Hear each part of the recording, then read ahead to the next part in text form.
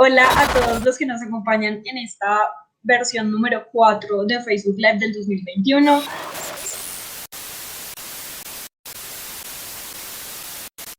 Nuestro invitado de hoy es Daniel Prado Albarracín, es abogado defensor de derechos humanos, asociado a la Comisión Intereclesial de Justicia y Paz, pero además es apoderado de víctimas en el proceso que se adelanta contra Santiago Uribe Vélez por la presunta conformación del grupo Los Doce Apóstoles. Este grupo paramilitar operó inicialmente en Yarumal, nordeste antioqueño, en la década de los 90 y se le atribuye 533 asesinatos. 21 de octubre de 2016, como ustedes lo están escuchando, fue llamado a juicio Santiago Uribe Vélez por los delitos de concierto para delinquir agravado y homicidio agravado. La decisión de Carlos Iván Mejía Bello, que fue el fiscal 10º delegado ante la Corte Suprema de Justicia, implicó que el hermano del expresidente Álvaro Uribe Vélez debía responder por su presunta vinculación con el grupo paramilitar de los Doce Apóstoles y su supuesta participación en el homicidio de un conductor de bus escalera, identificado como el señor Camilo Barrientos Durán, en febrero de 1994 en Yarumal. En este escrito de acusación, la Fiscalía solicitó mantener la detención preventiva, sin derecho a la libertad provisional, en contra de Santiago Uribe Vélez. Él estuvo detenido durante 2 años y en 2018 recuperó su libertad por vencimiento de términos, pero en noviembre de 2019 la Fiscalía le pidió al juez que lo condenara por los delitos de concierto para delinquir y homicidio agravado en calidad de autor inmediato por aparato organizado de poder. Uno de los principales testimonios de la Fiscalía General de la Nación también fue el del mayor retirado de la policía, Juan Carlos Meneses Quintero, quien para el momento de los hechos fungía como comandante de la policía en Yarumal. En diferentes ocasiones, Meneses indicó la presunta relación de Uribe Vélez con el mencionado grupo paramilitar, a tal punto de señalarlo como el jefe de esa agrupación ilegal. La entidad también escuchó a Eunicio Alfonso Pineda, mucho atención con este nombre, trabajador de la finca El Buen Suceso, propiedad del ganadero Álvaro Vázquez y cercana a la propiedad que pertenecía a Uribe Vélez. Él le manifestó al ente acusador que en la finca de Uribe Vélez, conocida como La Carolina, pues el hermano del expresidente se reunía con paramilitares.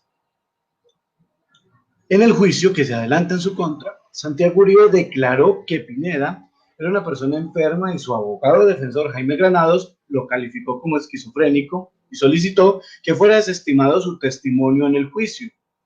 Pero en julio de 2019, el Tribunal Superior de Antioquia dejó en firme el testimonio de Eunicio Pineda, porque ya en años anteriores, en 2015, Medicina Legal había entregado un informe sobre la salud mental de Pineda, negando que padeciera de esquizofrenia. En noviembre de ese año, también la Fiscalía General de la Nación pidió investigar por falso testimonio a 7 testigos llevados por la defensa del ganadero Santiago Uribe Vélez. Estos son Alexander Amaya, Pedro Manuel Benavides, Rodrigo Pérez Alzate, Juan Carlos Rodríguez, Álvaro Vázquez, Camilo Hernán Vázquez y Carlos Enrique Serna. El apoderado de las víctimas de los 12 apóstoles, Daniel Prado Albarracín, manifestó que el fiscal había solicitado lo pertinente porque, según él, el juicio ha estado lleno de testimonios inconsistentes. Prosigue Iván con la presentación. Sí, José, la Fiscalía aseguró en ese momento que la defensa de Santiago Uribe había presentado una sinfónica de falsos, inconsistentes e irrelevantes testigos y pidió que se abriera investigación contra 7 personas por falso testimonio. La Procuraduría coincidió con la Fiscalía y dijo que se evidenció el embuste, la falacia y el sofisma. Hoy, después de 25 años de investigación sobre la presunta relación del hermano menor del expresidente Álvaro Uribe Vélez con grupos paramilitares, se realizó la última audiencia en contra de Santiago Uribe y se espera que entre julio y agosto de este año se haga la lectura del fallo. Así es, Iván. Entonces, hoy hablaremos de quién es quién en este caso, en el caso de los testigos, en el caso de los 12 apóstoles, con el abogado y nuestro invitado, Daniel Prado Albarracín. Muchas gracias por aceptar la invitación de Cuestión Pública. Bueno, si les parece, pues entramos en materia. Abogado Prado, quiero arrancar esto preguntando lo siguiente: ¿qué víctimas del grupo paramilitar Los 12 Apóstoles han declarado en el juicio en contra de Santiago Uribe Vélez?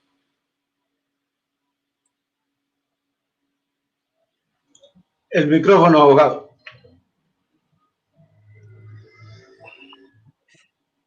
Víctimas muchas. Si acudimos al derecho internacional humanitario, todos somos víctimas de lo que pasó en la región de Yarumal, porque estos han sido considerados como delitos de lesa humanidad, y en esa medida todos somos víctimas del actuar de estos grupos paramilitares.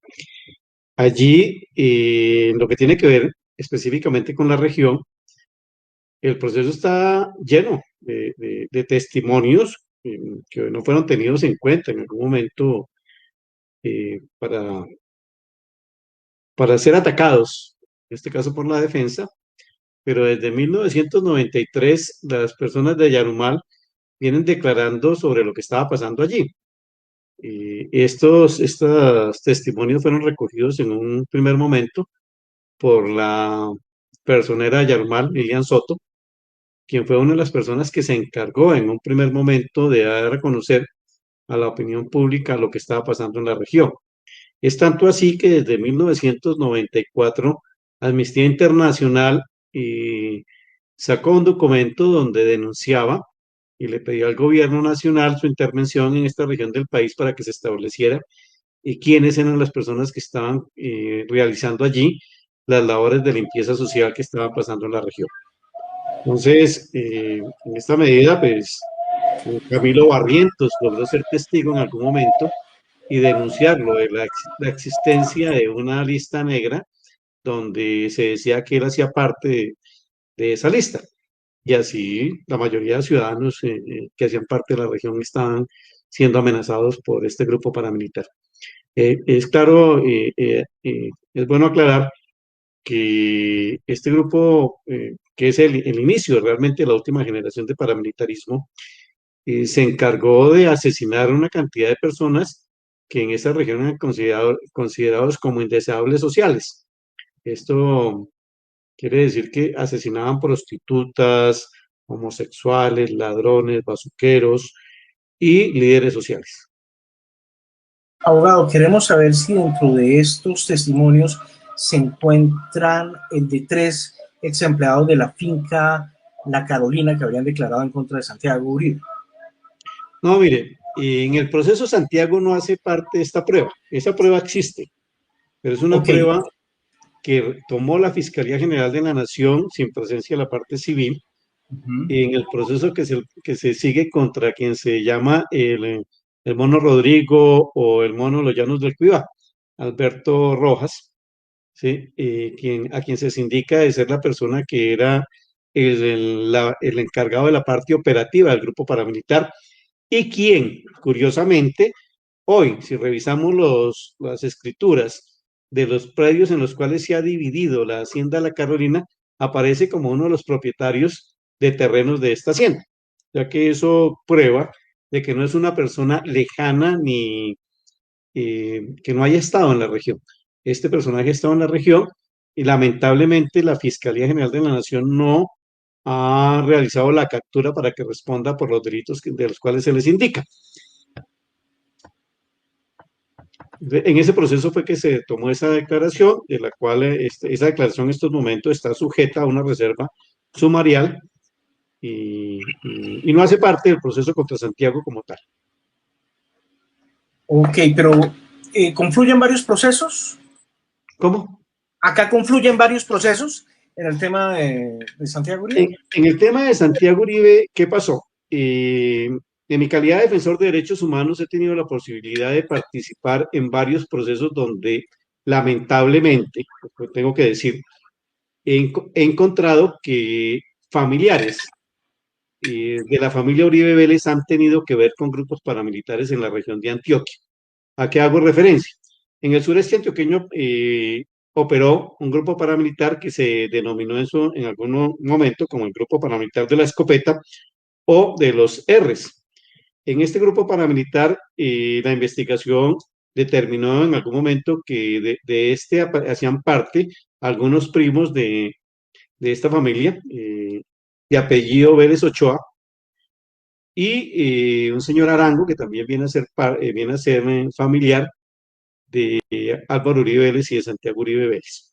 Allí se logró la condena de un cabo de la policía, David Prada Barajas, por el delito de secuestro simple, cuando realmente en lo que había incurrido era una desaparición forzada, delito que hasta hoy no da cuenta del paradero de dos estudiantes, uno de ellos de la Universidad de Antioquia, Jorge Iván Alarcón y Edgar Monsalve.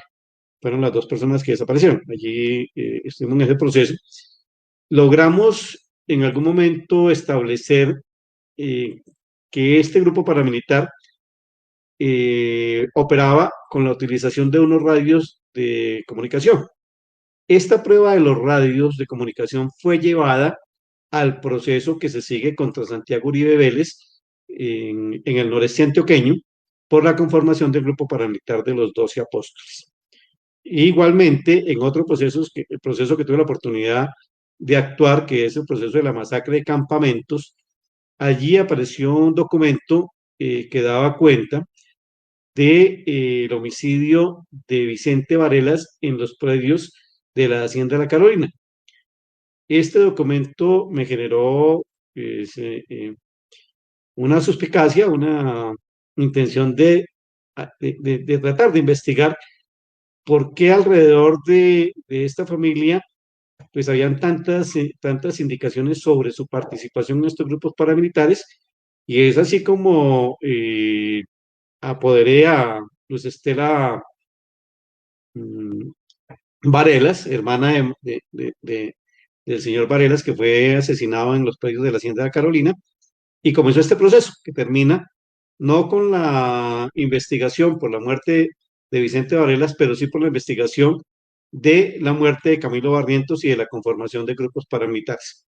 El proceso del sureste antioqueño trajimos pruebas a este proceso para probar algunas cosas que Santiago Uribe Vélez negaba, como la utilización de radios de alta frecuencia.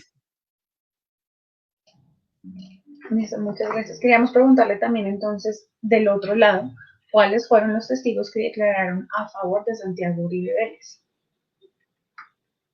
Algunas personas que en su momento fueron investigadas por la conformación de este grupo paramilitar, como el señor Álvaro Vázquez, quien había sido absuelto en un proceso del cual esperamos que algún día la Procuraduría General de la Nación inicie un proceso de revisión por esta condena, ya que es claro que allí operaron y que este señor, que lo ha reconocido públicamente, trabajaba como informante de la Cuarta Brigada y le pagaba, él era la persona que le pagaba al cura Palacios, por la información que éste aportaba. Y otras personas de la misma región que de una u otra forma tenían que ver con el accionar de este grupo paramilitar, y una cantidad de delincuentes, hay que decirlo así, que hacen parte de los grupos paramilitares, que fueron allá a decir algunas cosas, eh, no sé, les voy a recordar algo, lo que tiene hoy en algún momento en un proceso a Álvaro Uribe Vélez y al abogado Diego Cadena, y porque el abogado Diego Cadena se encargó de contactarlos para que fueran a este proceso a declarar, a decir que Iván Cepeda los había contactado con la finalidad de que declararan en contra de la familia Uribe Vélez. Esto quedó totalmente desmentido en la investigación, quedó probada la participación del señor Diego Cadena, por lo menos en la llevada a declarar de alias Zeus, Juan Carlos Rodríguez Agudelo, un ex miembro de las fuerzas militares que trabajó para el narcotráfico y así lo reconoce. Y estos son los testigos sobre los cuales hoy la defensa dice que está probada la inocencia de Álvaro Uribe Vélez. A mí me sorprende muchísimo cuando la parte de la defensa alega que quienes acusan a Santiago Uribe son delincuentes, quienes lo defienden también son otros delincuentes. Lamentablemente, la verdad de estos delitos no la conocen la gente de bien, la conocen quienes participaron en esos delitos, como es el caso de Juan Carlos Meneses Quintero. que hizo parte del grupo Paramita y lo reconoció y se expuso a la condena que hoy tiene. Abogado, precisamente, usted ya que menciona a Diego Cadena, más adelante vamos a profundizar un poco, pero uno de los temas que nos implica el mencionar a Cadena y a otros es el concepto de falsos testigos. En su opinión, ¿hubo falsos testigos en este juicio contra el ganadero? Y si lo hubo, ¿quiénes fueron? Los que aparecieron argumentando la inocencia de Santiago Uribe Vélez. Esto lo puedo garantizar, ¿no? Yo soy el apoderado de las víctimas. Sé cuál ha sido mi actividad, a mí se me ha relacionado en algún momento por parte de la defensa de Santiago Uribe como la persona que llevó los testigos. Sí, puede ser eso en cierta medida cierto, porque esa es la labor de la parte civil en la ley 600, en el procedimiento, es aportar los testigos para llevar un grado de convicción a la fiscalía. Quien toma las decisiones es la fiscalía. No somos la parte civil ni tampoco los defensores de derechos humanos. Yo tengo una hoja de vida de muchos años trabajando en el tema de desaparición forzada y de defensa de derechos humanos, lo que me hace ser una persona con algún tipo de reconocimiento y que es fácil que muchas personas accedan a la posibilidad de contactarme. En esa medida, quienes a mí me contactaron pasaron por un filtro que determinaba si estas personas estaban realmente diciendo la verdad o no. Es el caso de Juan Carlos Meneses, a quien en algún momento pues, tuve la oportunidad de conocer su historia, la evaluamos con algunos profesionales del derecho y de otros defensores de derechos humanos y tomamos la decisión de presentarlo ante la Administración de Justicia porque consideramos que este señor estaba diciendo la verdad, habida cuenta que lo que buscaba era proteger su vida. Lo llevamos, no tenemos nada que ver con en algún momento con la protección de su vida en otro país, nunca acudimos a esto, que no es un acto ilegal, es un acto totalmente legal, la posibilidad de que los defensores de derechos humanos protejamos la vida de quienes son testigos de graves violaciones a los derechos humanos. También tuvimos la posibilidad de conocer a Unicio Pineda Luján y pedirle a la Fiscalía que tuviera en cuenta su declaración. Y aquí hay un dato curioso que les quiero comentar.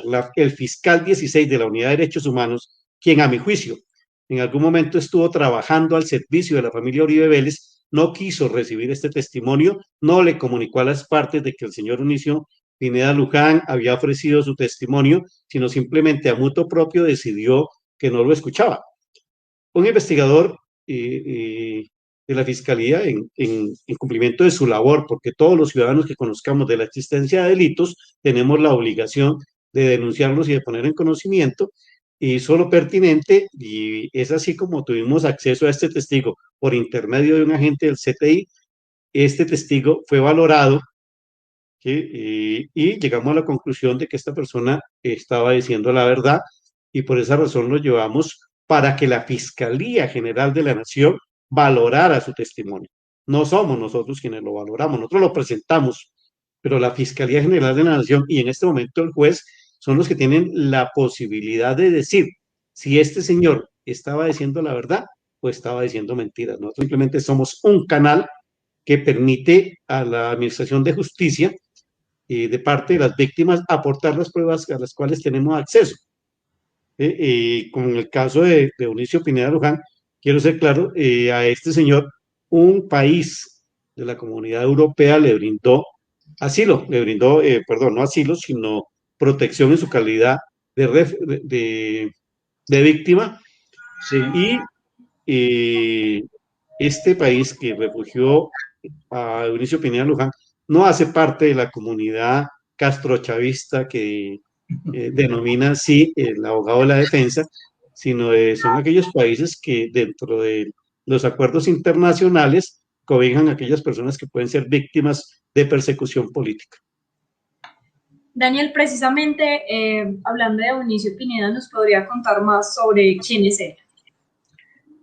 Mira, él es un campesino ordeñador, es autodidacta y llegó a trabajar a esta región del país, específicamente a Yarumal allí le dijeron que podía conseguir trabajo por intermedio del dueño de un restaurante que se llama San Felipe. Este restaurante es de propiedad de Álvaro Vázquez, quien termina siendo el propietario de una finca que se desprende de la hacienda de La Carolina.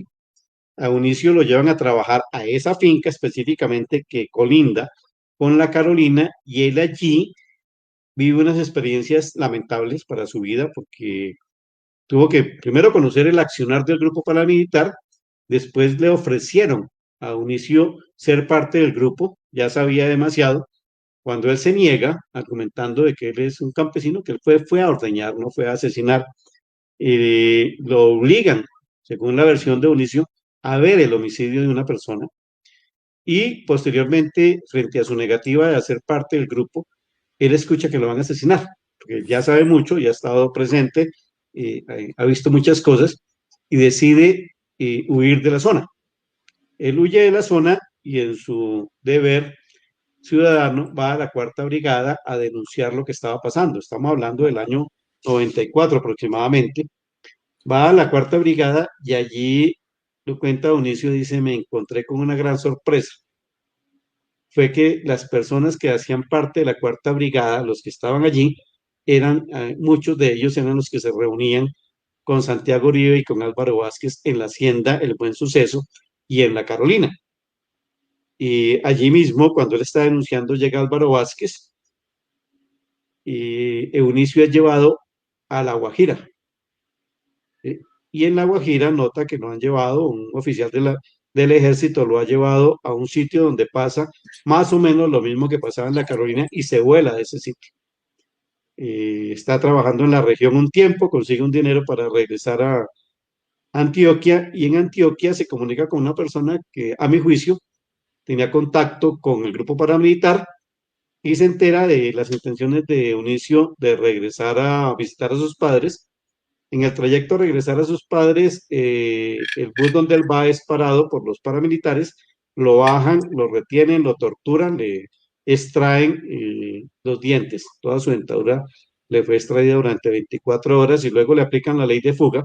Afortunadamente para Mauricio solamente lo impactó un disparo en un brazo y logra evadir esta situación, esta situación, y bueno, se radica por diferentes partes del eje cafetero de Antioquia, donde vive todo el fenómeno paramilitar de la época, que lo asume como parte de una persecución y, bueno, cuenta y relata, en muchas ocasiones estuvo denunciando lo que pasaba en diferentes haciendas con estos grupos paramilitares, y cuando él ve a Juan Carlos Meneses, cuando se hace pública las declaraciones de Meneses y ve al general Naranjo ligando a Juan Carlos Meneses con los grupos de narcotráfico y diciendo que esta era una persona que antes de haber pertenecido a un grupo paramilitar de los 12 apóstoles, tenía relaciones con el narcotráfico, Eunicio decide acudir a la Fiscalía General de la Nación. Él no acudió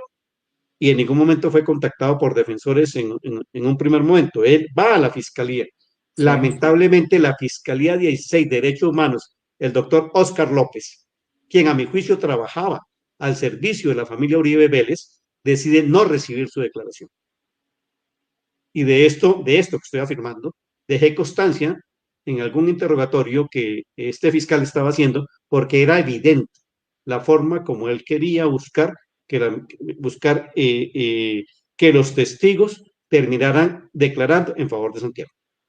Y de eso dejé una constancia en el proceso que hace parte del mismo. Abogado, ¿cuál fue el aporte del ex policía Juan Carlos Meneses en este caso? Atreverse a contar la verdad, sabiendo que iba a terminar involucrado en los delitos que había cometido. En ejercicio de la ética profesional se le advirtió a él. Le digo, mire, esta es su situación, usted está haciendo esto, pero usted igualmente va a ser procesado. ¿Sí? Y lo que Juan Carlos Meneses Quintero quería era salvar la vida, porque él sabía a quién se estaba enfrentando, a quién se iba a enfrentar. Por eso decidió en algún momento buscar a quienes veníamos haciendo las denuncias sobre la participación de la familia de Álvaro Uribe Vélez en la conformación de los grupos paramilitares. Bueno, abogado, le quería preguntar sobre un testimonio que también fue clave en este proceso y es el del coronel Pedro Manuel Benavides. Clave porque entendemos que se desestimó, incluso la fiscalía se pidió que se investigara. ¿Quién es Pedro Manuel Benavides y por qué su testimonio terminó siendo, digamos, solicitado se investigara por la fiscalía? Porque queda establecido que efectivamente la conversación que mantiene Juan Carlos Meneses Quintero, que fue grabada por Juan Carlos Meneses Quintero, en la medida en que él necesitaba probar un hecho delictivo, alude a Santiago Uribe Vélez. Están hablando de Santiago Uribe Vélez, no están hablando de otra persona. Él aparece en juicio negando algunos hechos de los cuales Juan Carlos Meneses Quintero hacía afirmaciones, pero lo que se ha probado en el proceso es que efectivamente Meneses Quintero estaba diciendo la verdad, lo de los carros, el dinero que recibió, la felicitación que recibió.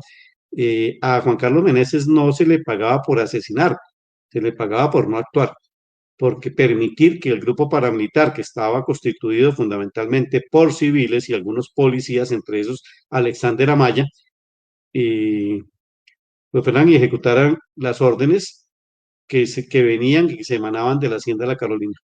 Yo tengo una pregunta, abogado. ¿Por qué el juez que lleva el caso de Santiago Uribe rechazó a varios de los testigos aportados por la defensa, por su defensa?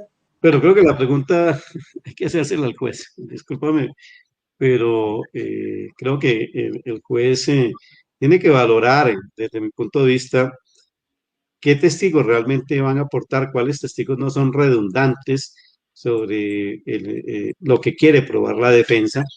Entonces, en algún momento le limitó, ¿sí? El objetivo de probar algunos hechos porque eran varios testigos los que se pedían para probar un mismo hecho, ¿sí? Pero igualmente, aquí surgió algo curioso.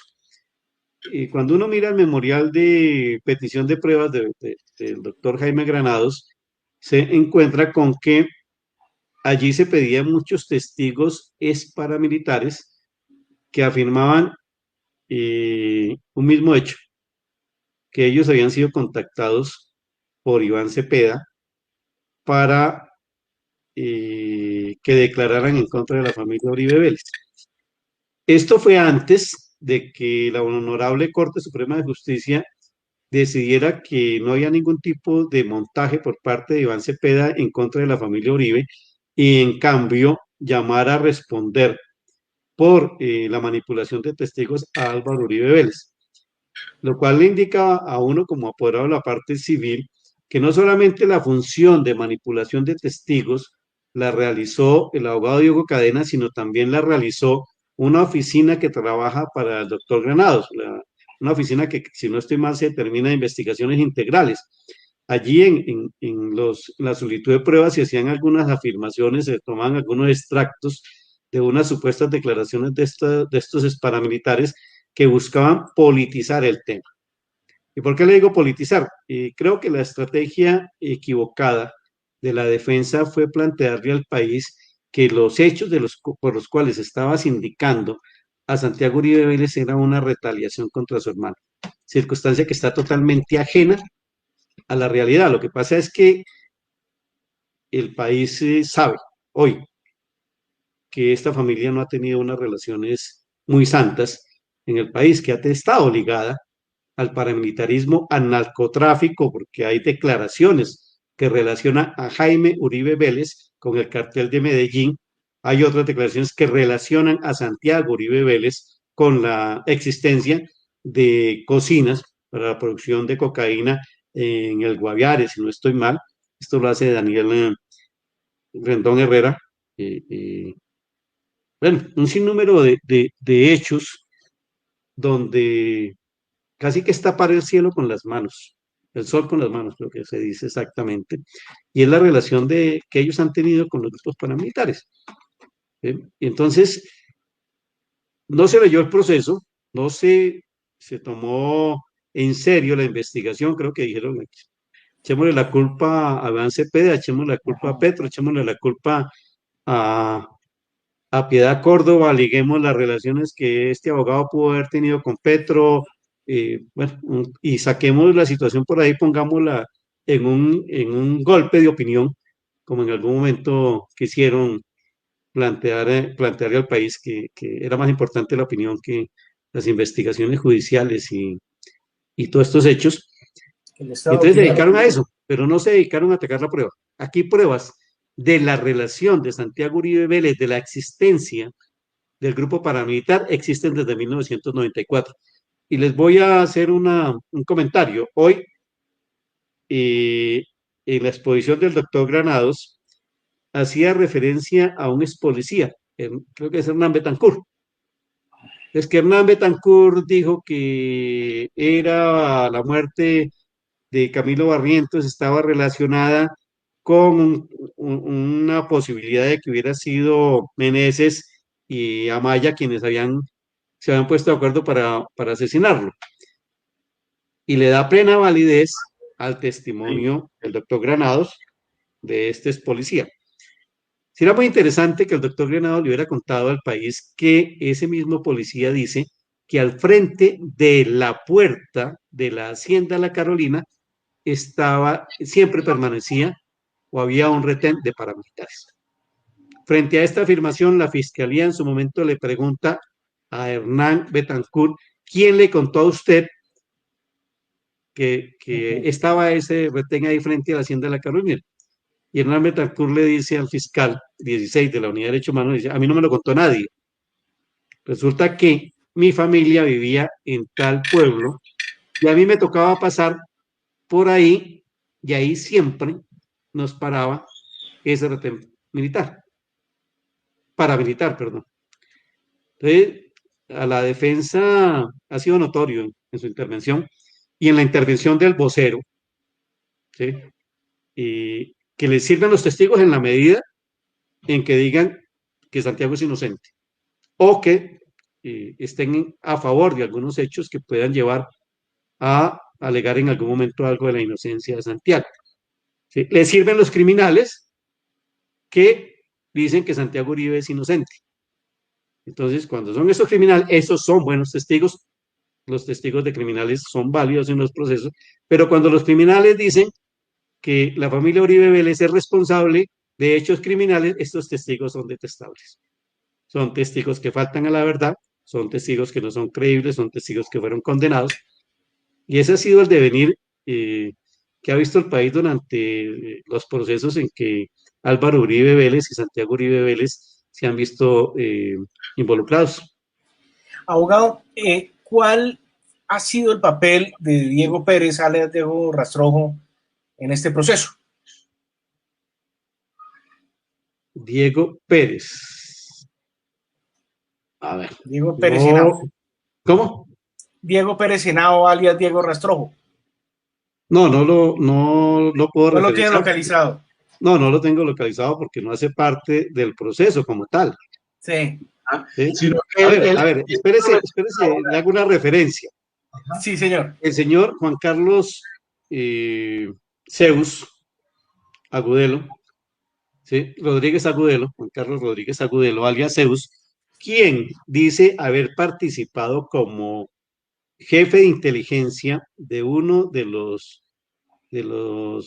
narcotraficantes del norte del Valle, si no estoy mal, ¿sí? Y que hacía inteligencia en contra del grupo dirigido por la persona que usted me acaba de señalar, Diego Rastrojo, ¿no? ¿Fue que me dijo? Sí, sí, señor. No recuerdo exactamente para cuál narcotraficante trabajaba Juan Carlos Rodríguez Agudelo, pero sí recuerdo que le hice una pregunta que tiene que ver con algo que en algún momento se quiso sindicar a Juan Carlos Meneses, ser un mensajero o una persona que estaba ligada a Diego Rastrojo. Ajá. Sí, entonces yo le pregunto a Juan Carlos Agudelo si en sus labores de inteligencia que se realizaron en el Valle, ¿sí? Que estaban orientadas a determinar quiénes eran los narcotraficantes, los colaboradores y todos aquellos de una guerra que tenía el narcotraficante con el que él tenía relación, con Diego Rastrojo, con Jabón, en algún momento había escuchado el nombre de Juan Carlos Meneses Quintero como parte de la estructura narcotraficante de Diego Rastrojo. Y el señor Juan Carlos Gutiérrez Agüelo, quien manejaba la inteligencia de ese narcotraficante, dice, en ningún momento, yo nunca escuché que Juan Carlos Rodríguez Agudelo fuera, perdón, que Juan Carlos Meneses fuera o tuviera relación con ese cartel. Okay. Sí, se lo preguntamos, doctor Prado, porque en una de las columnas de Daniel Coronel, él revela un oficio de la oficina de abogados de Jaime Granados, donde dice que este señor Rastrojo quiere colaborar en el caso de Santiago Uribe Vélez. Nunca supimos si al final colaboró, porque ese era digamos, el objetivo que tenía la carta, pero va preguntado esto a algo que ya le hemos mencionado y que quisiéramos profundizar un poco, y es cómo llega el abogado Diego Cadena al juicio de Santiago Uribe Vélez. Usted ya lo ha mencionado en algunas ocasiones, pero queremos saber cómo llega él aquí, cómo aparece. No, mira, a ver, yo te puedo hacer una diferencia de lo que yo considero que pasó en algún momento. Es un acto especulativo, pero desde mi ejercicio profesional, lo que logro ver es que a partir de la detención de Santiago Uribe Vélez, situación que no era esperada en ningún momento por Álvaro Uribe Vélez, hay un acto de desesperación.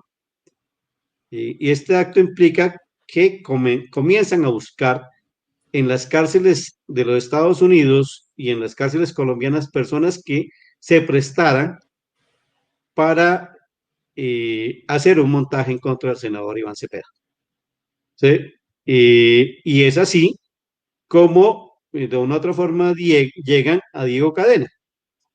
¿Sí? Afortunadamente, para que no se genere confusión, en la aprobación de las pruebas del juicio, solamente se aprobó la declaración de Juan Carlos Rodríguez Agudelo, y allí el fiscal del proceso, el doctor Carlos Iván Mejía, le pregunta a Juan Carlos Agudelo de cómo se enteró de la existencia del proceso y del número de radicado, y el testigo le dice que por intermedio de su abogado. Y el fiscal le pregunta que cómo llama el abogado, él dice que Diego Aristizábal, si no estoy mal, en un primer momento. Entonces, continúa el interrogatorio, el fiscal le pregunta, ¿usted sabe quién es Diego Cadena? Y el testigo le dice, mi abogado. Él es mi abogado, es la persona que yo contacté para estos trámites. Entonces, en ese momento, la parte civil infiere que, pues hombre, este señor ha sido contactado dentro de la misma maraña que venía armando Álvaro Uribe Vélez y el abogado Diego Cadena para involucrar a Iván Cepeda en hechos que nada tenían que ver con este proceso. Les puedo garantizar que el senador Iván Cepeda, lo único que ha tenido que ver con el proceso fue un debate que en algún momento dio en el Congreso de la República sobre la existencia y la relación de la familia Uribe Vélez con el paramilitarismo en Antioquia. De resto no ha tenido nada que ver con esta investigación. Y hasta donde los testigos dijeron, porque hay otras personas que fueron a decir más o menos lo mismo que dijo Juan Carlos Rodríguez Agüelo sobre Iván Cepeda fue a la cárcel y se les preguntaba, ¿él en algún momento les ofreció a ustedes directamente que declararan en contra de Santiago Uribe? No, nosotros no nos dijo nada de eso, simplemente eso se lo dijo a Cacique Pipintá, que es un paramilitar que está detenido en Cómbita, que ha denunciado, no recuerdo ahorita el nombre, que ha denunciado a Álvaro Uribe después de esos con el paramilitarismo. Entonces eso se le dijo a él y él nos dijo que Iván Cepeda nos podía sacar del país, pero ellos nunca fueron testigos de ningún ofrecimiento por parte directo de Iván Cepeda hacia ellos. ¿Sí? Todos son concordantes en que no, que cuando Iván Cepeda fue a las cárceles les preguntó fue por la situación carcelaria, que era la labor que él estaba haciendo como miembro de una comisión del Congreso. Pero en ningún momento ninguno de estos paramilitares fue a decir, sí, a mí me dijo tal cosa. Abogado, con respecto a lo que estamos hablando, ¿usted encuentra coincidencias en la estrategia jurídica del abogado Diego Cadena en este juicio y con el que cursa la Fiscalía contra el ex senador Álvaro Uribe? Pues mira, la participación de Diego Cadena en este proceso es más de, creo yo, de un apoyo a quien ha ejercido la defensa, que es el señor Jaime Granados. Directamente, Diego Cadena no ha participado dentro del proceso. Y se nota que estuvo buscando los testigos para que declararan en favor de Santiago Uribe Vélez, pero quien se beneficiaría de esta labor en su trabajo profesional es el doctor Jaime Granados. Abogado, queremos preguntarle si el testimonio de Francisco Javier Zuluaga Galindo, alias Gordolindo, benefició de alguna manera los intereses de Santiago Uribe Vélez. Pues mira, hasta donde recuerdo y estoy en todas las diligencias, nunca declaró. Sí, Ajá. no declaró en juicio. Okay. Y en sus cartas, en la carta que trataron de hacer de allegar, digamos, la defensa no trató de hacer llegar ese testimonio. Sí, claro, fue pedido, pero no fue aprobado. La estrategia, como ustedes pueden ver, es la misma. Oficios diciendo que yo puedo aportar información sobre esto, dirigidos a la Fiscalía, dirigidos al Fiscal General de la Nación, dirigidos al juez. Pero pues aquí quien dirige el proceso son los jueces de la República y son los fiscales. Estamos en la ley 600, en la etapa de instrucción y de investigación previa al fiscal, y posteriormente quien lo dirige es el juez. La defensa tuvo la oportunidad de apelar, como efectivamente lo hizo, y el Tribunal Superior de Antioquia revocó algunas de las decisiones del señor juez, ordenó la práctica de algunas pruebas, las cuales se realizaron, pero también desestimó otras, dándole la razón al juez. Entonces, en esta medida, considero yo que el juicio pues tuvo todas las garantías, se practicaron todas las pruebas habidas y por haber sobre la participación o no de Santiago Uribe Vélez, y en estos momentos estamos en manos del juez, el juez es el que va a decir si estos testigos dijeron la verdad, si lo convencieron de la inocencia o no de su amigo Santiago Uribe Vélez, especialmente de aquellos paramilitares que declararon en favor de él, o efectivamente los otros testigos son quienes afirman y tienen la razón sobre lo que se ha dicho sobre Santiago Uribe Vélez. En esa misma línea, abogado, quisiéramos preguntarle, aunque usted ya también lo ha mencionado, ¿cuál fue el papel ya en todo el proceso de este señor Juan Carlos Rodríguez Agudelo alias Zeus? El por qué declara y por qué sonó tanto en este proceso contra Santiago Uribe. Bueno, yo no creía que haya sonado mucho, simplemente pues es una persona que se le lleva a juicio para tratar de atacar el testimonio de Juan Carlos Meneses y en algún momento, aquí hay una persona que juega un papel curioso, que es Alexander Amaya, ¿sí? Y Juan Carlos Rodríguez Agudelo es desmentido por Amaya. Amaya dice en algún momento, y lo voy a decir con las palabras textuales, que dijo Amaya: yo nunca le he dicho nada a Juan Carlos Rodríguez Agudelo, ese señor es un baboso. A mí me sorprendió muchísimo. Estamos hablando de criminales, estamos hablando de personas que en el argot criminal se deberían de tener mucho respeto, ¿no? Porque uno asesinó muchísimos colombianos, el otro también. Y Amaya hace esa referencia, ¿no? Ese señor es un baboso. Es utilizado para llevar una versión a juicio sin ningún soporte. Es tanto que el juez y la fiscalía, si no estoy mal, le solicitan a este señor que para probar su dicho en contra de Juan Carlos Meneses aporte unos correos a los cuales hizo mención, correos que nunca llegaron al proceso. Y pues es un testigo que se lleva allí ocultando primero que todo su origen, que es el abogado Diego Cadena, y, y bueno, las razones de él era simplemente desvirtuar el dicho de Amaya, de Juan Carlos Meneses Agüelo, por supuestamente unas conversaciones en la cárcel, pero de ahí en adelante no hay nada que él pueda probar, ni siquiera esas conversaciones, porque yo hablo de los correos electrónicos que les digo, nunca los aportó. Sin embargo, les quiero decir algo, mire, la estrategia siempre fue plantearse que Iván Cepeda ofrecía beneficios y ofrecía posibilidades de asilo. Esta parte civil siempre preguntó que si estos testigos sabían cuál era el poder que el senador Iván Cepeda podía tener en la fiscalía como para poder ofrecer estos beneficios o ante los jueces de la República. Porque es que esos beneficios no se dan porque sí, ni uno puede ir a una cárcel, venga, que yo le ofrezco esto y tal. Y estos no, pues no son angelitos que no conozcan de qué se está hablando y quién se lo está diciendo. Una cosa es que Álvaro Uribe Vélez, quien coloca a un presidente de la República, pueda decir yo les ofrezco beneficios. Yo creo que es creíble, ¿no? Porque maneja el poder. Pero no al senador Iván Cepeda, que pues es un gran ser humano, pero no maneja esas esferas como para poder ofrecer este tipo de cosas. Abogado, yo quiero preguntarle una cosa. Juzgado Santiago Uribe Vélez, ¿qué pasa con el tema de los 12 apóstoles? ¿Hay otros procesos, personas de, digamos, por llamarlo de alguna manera, de mayor prestancia que Santiago Uribe Vélez pueden llegar a ser investigados y juzgados por la justicia? Esperemos a que se produzca el fallo. Esperemos a ver qué sale del fallo.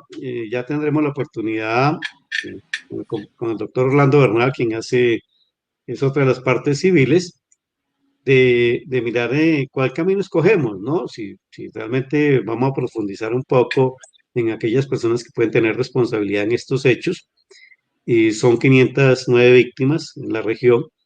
Creo que el país debe, y es una obligación ciudadana, que el país conozca cuál fue la participación de esta familia, porque lo digo así, no es solamente Santiago, en la conformación de este grupo paramilitar, que es el grupo paramilitar, uno de los primeros grupos paramilitares que se genera o del cual se generó la última, valga la redundancia, generación de paramilitarismo en Colombia. Estamos hablando de que estos hechos suceden antes, ¿sí?, de que aparezcan en el escenario criminal del país los hermanos Castaño, que aparezcan las AUC, que aparezca la última generación de paramilitarismo. Y este es un hecho muy grave, por cuanto de allí se desprendieron unos hechos que han marcado la historia de los últimos 40 años en el país. Abogado, aprovecho para preguntarle y que nos recuerde, por favor, cuál es la génesis de este grupo paramilitar. ¿Por qué inicia este grupo paramilitar? A ver, si ustedes se acuerdan muy bien, antes de que se aprobaran las cooperativas de vigilancia privada, que se aprueban porque en el país comenzaron a surgir eh, unos grupos privados de vigilancia de parte de los terratenientes, de los ganaderos, de aquellas personas que de una u otra forma tenían un poder económico para, frente a la incapacidad del Estado, generar una protección, entre comillas, de sus intereses económicos.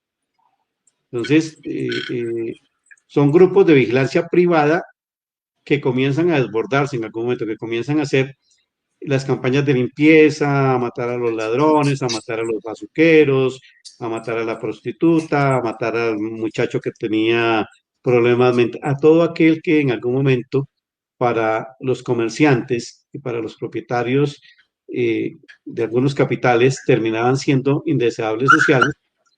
Es así como va surgiendo el paramilitarismo en Colombia. Luego viene la posibilidad de tratar de legalizar estos grupos de vigilancia privada y es cuando se aprueban las convivir. ¿Sí? Experimento que para nada le salió bien al gobierno colombiano y tuvo que declararlas ilegales. Y es ahí donde estos grupos que vienen de los de vigilancia privada se convierten en las convivir, pasan a ser los grupos paramilitares. Mucha de esta gente terminó, o bien, terminaron en dos cosas, ¿sí? En grupos que auspiciados por el narcotráfico y, entre comillas, ejercieron paramilitarismo, pero en su razón esencial son grupos de narcotraficantes con ejércitos privados. Y en eso terminan siendo el paramilitarismo, ¿no? Paramilitarismo son grupos de narcotraficantes que tenían un control sobre una región con un compromiso concreto, ¿sí? Que era atacar a la guerrilla.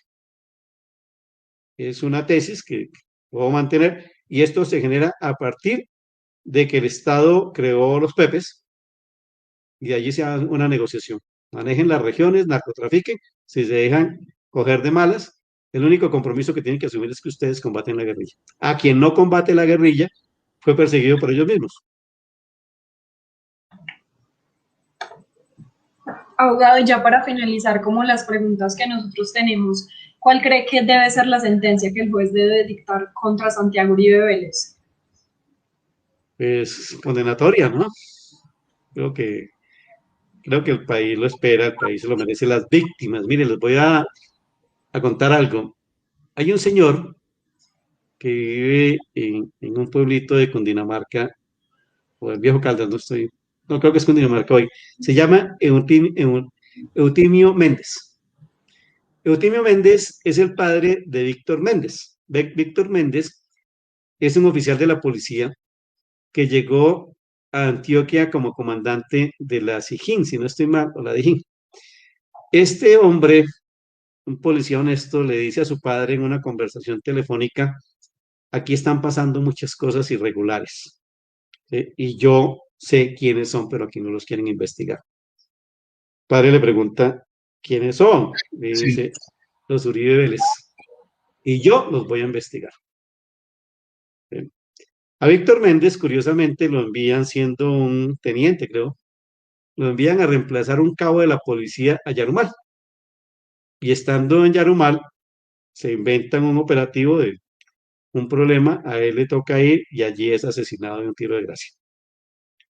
Lamentablemente, y esto lo digo, porque me causó mucha tristeza conocer a don Eutimio Méndez, persona a la que fui a entrevistar con fin de llevarlo al proceso, lo llevé al proceso a declarar, a que nos contara cuáles habían sido las conversaciones con su padre. El único hijo que tenía Eutimio Méndez era Víctor, y en su casa Eutimio le tiene un altar a su hijo. Todos estos colombianos hemos perdido a alguien en la vida, pero hay personas que han perdido a sus hijos en esta guerra. Yo, como defensor de derechos humanos, le pido a la Administración de Justicia que reivindique con una sentencia que haga justicia esos muertos. Esa posibilidad de esos padres que hoy lloran sus hijos por la injusticia que han cometido y que cometieron quienes, bajo su ambición de poder, sometieron a este país a hechos tan lamentables como los que hoy nos convocan. La posibilidad de asesinar sin ninguna medida a muchos colombianos simplemente porque no eran y no tenían el poder económico que ellos ostentaban y para poder acceder, para poder ser una opción de poder para quienes han manejado el poder económico en este país. Esas víctimas merecen que algún día la Administración de Justicia los reivindique. Abogado, en este juicio, además de las víctimas como la que usted nos acaba de mencionar, usted nos ha dicho que han declarado muchos criminales y nos preguntan desde el público, y nos la hace Giovanni Oseche, a quien le agradecemos su participación, que nos hace esta pregunta por el Facebook, es ¿cómo se evalúan los testimonios de los criminales en este proceso? ¿Cómo se le creía a uno? ¿Cómo se desestima el del otro? ¿Cómo fue esa relación? Por lo que usted mismo nos mencionaba, ¿cierto? La defensa del ganadero salía a decir, este es un criminal, pero cuando declaraba en contra, pero cuando declaraba en favor de su defendido, escuchémoslo. ¿Cómo se manejó ese tema de las declaraciones de los criminales? ¿Cómo se tiene que manejar? Porque aquí lo ha manejado en algún momento la Fiscalía General de la Nación, tanto en la primera instancia como en la segunda instancia, que quien resolvió la apelación fue la Fiscalía dirigida por Néstor Humberto Martínez. Y no solamente mirar el testimonio de una persona, un proceso es algo integral. El proceso eh, está compuesto de muchas declaraciones, de muchos hechos, de muchas narraciones, y el juez tiene que ir tejiendo, tiene que ir mirando cómo un hecho se puede contrarrestar con otro hecho, ir construyendo una verdad procesal. No es darle un valor a X o Y como tal, sino ir construyendo una verdad a partir de muchos testimonios, de muchos indicios.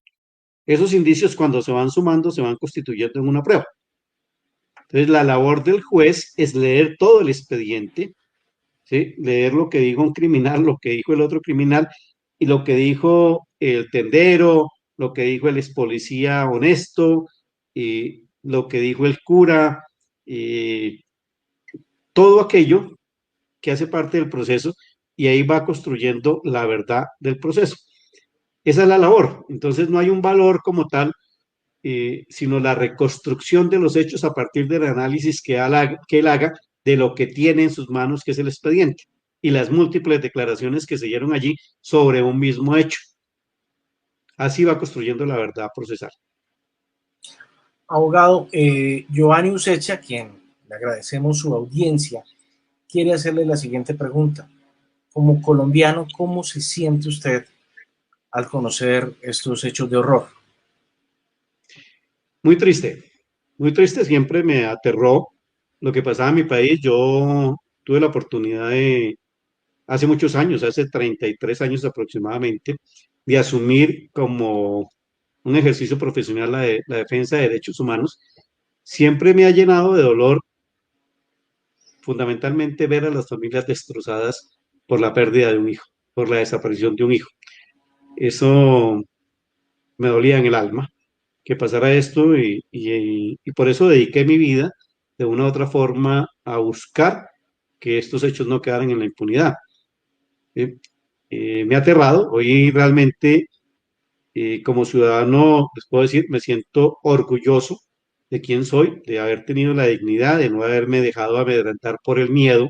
Han intentado hacer cosas, las hemos logrado superar. No es que el miedo no exista, existe, es parte de nuestra esencia, pero lo superamos y hemos llegado hoy al final de un proceso que para mí esta mañana, le decía a la persona que me acompañaba, me siento orgulloso, me siento absolutamente orgulloso de poder finalizar este proceso. En cierta medida, lo puedo decir, viví para terminar este proceso.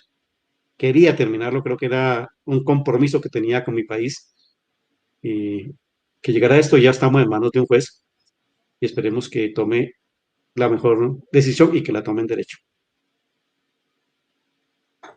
Gracias. Abogado, la última pregunta del público es de Enita Bendaño y dice: ¿qué sensación le generan las informaciones sobre el caso que reportan los medios de comunicación tradicional?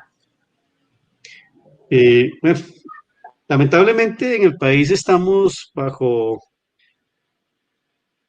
una situación política en la cual el gobierno y un grupo político se ha venido apropiando de los medios de comunicación. Hay unos grandes intereses que están en juego, y no hay una prensa democrática, no hay una prensa libre. Los medios de comunicación hoy están en poder de los grandes banqueros, unos, el otro está en manos del Centro Democrático. Hay una prensa alternativa, ¿no? Que es a la cual le da a uno un espacio para poder expresar lo que uno siente. De resto, pues todos los medios están cooptados. Desde hace tiempo, desde que inició el juicio, pues es notoria la anulación que hacen de la parte civil, y cómo salen los medios a mostrar las grandes verdades que ha demostrado en cada una de las audiencias el doctor Jaime Granados. Parece que estuvieran libreteados, que estuvieran, además de eso, parece que estuvieran pagados, pero frente a eso nos queda solamente esperar que la Administración de Justicia sea independiente. Una cosa es la Administración de Justicia y otra cosa son los medios. Yo lamento que en mi país estén pasando las cosas que pasan. Unos medios totalmente cooptados por el poder político y el poder económico. Abogado, antes de despedirnos, a mí me llama mucho la atención y le pedí a los compañeros poder hacerle esta pregunta.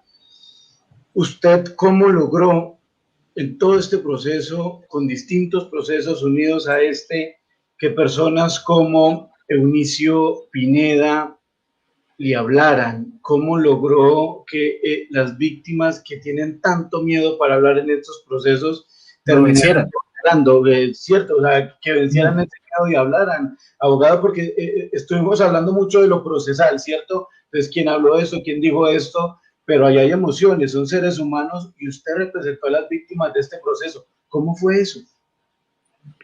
No, mire, yo realmente no logro que los testigos hablen. Los testigos querían hablar porque de una u otra forma el hablar implicaba que pusieran en conocimiento público una verdad que ellos estaban guardando. Y ese hacer el público esa verdad implica que están salvando su vida. O sea, Juan Carlos Meneses no vino aquí a declarar porque sea el ciudadano más comprometido con los derechos de las víctimas, porque esté arrepentido, no. Él vino a declarar porque lo iban a asesinar. ¿Eh? Y Ya. Eunicio Pineda Luján se constituye, él es un personaje subgéneris, podemos decirlo así. ¿Por qué? Porque él es un campesino.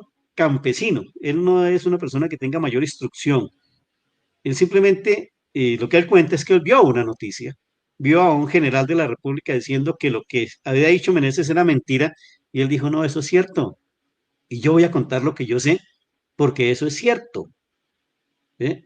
Y tuvo el valor civil de ir a declarar. O sea, nosotros no lo buscamos, o sea, no tenemos ese poder. Él buscó a las autoridades para decirles, yo conozco qué pasó en esa hacienda.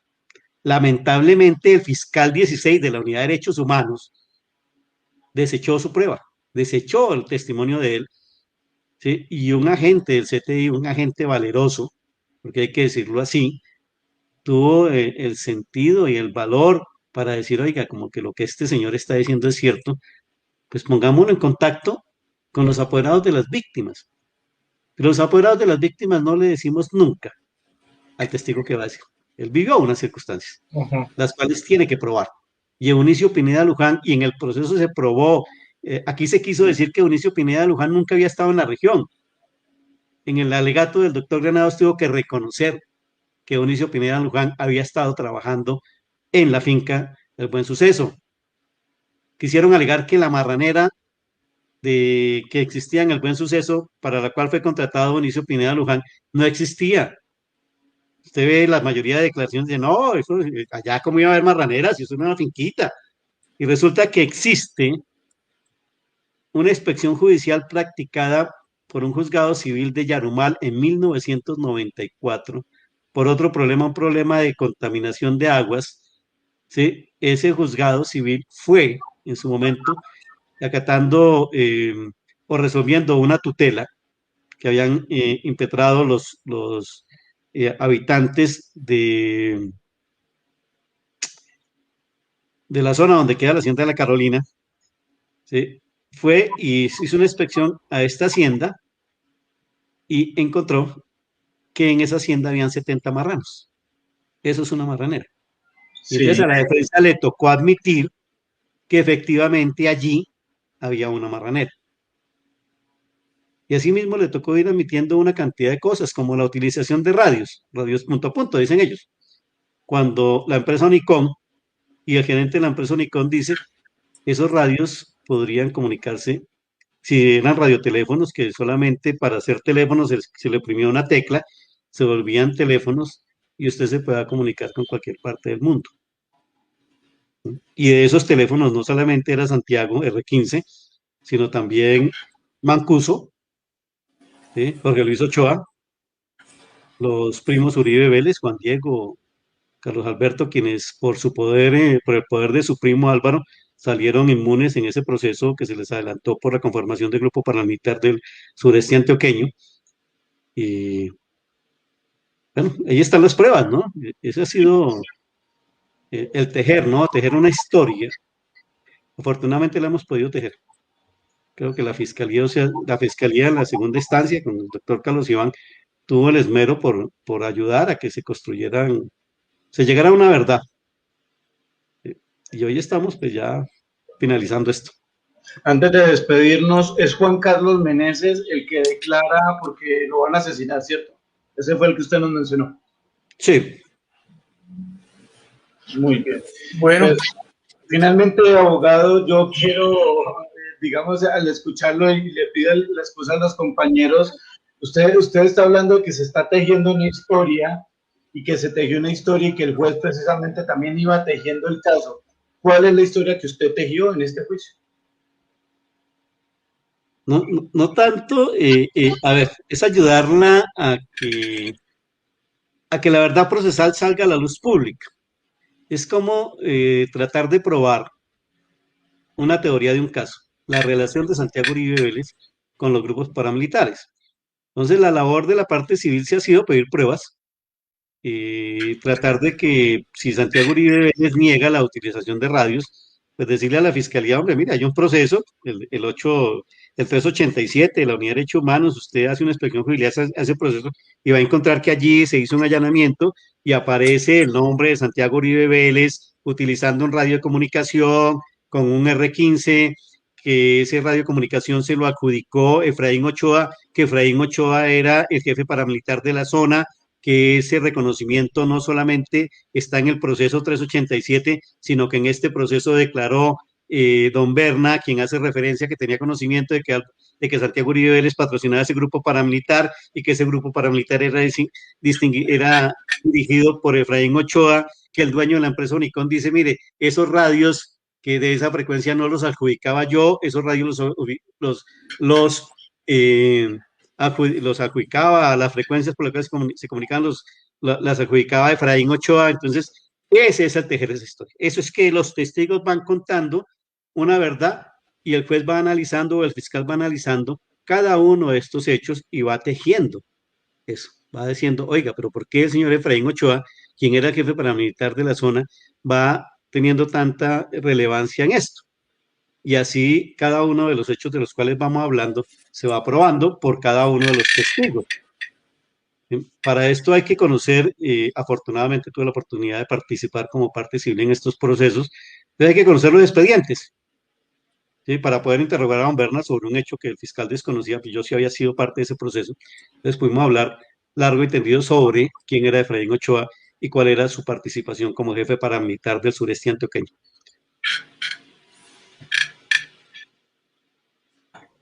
Bueno, agradecemos al abogado Daniel por acompañarnos esta tarde. Muchísimas gracias por aclararnos dudas y contarnos más sobre este tema de los 12 apóstoles. Bueno, se nos acabó. Muy amables. Vale, igual abogado, a usted y a mis compañeros, se nos acabó el tiempo por hoy. No olviden visitar nuestra página web www.cuestionpublica.com y nuestras redes sociales. En Twitter somos @cuestión_p y en Facebook somos Cuestión Pública. En Instagram como @cuestionp. Muchas gracias. Nos vemos la próxima semana en una nueva edición del Facebook Live de Cuestión Poder. Feliz tarde a todos.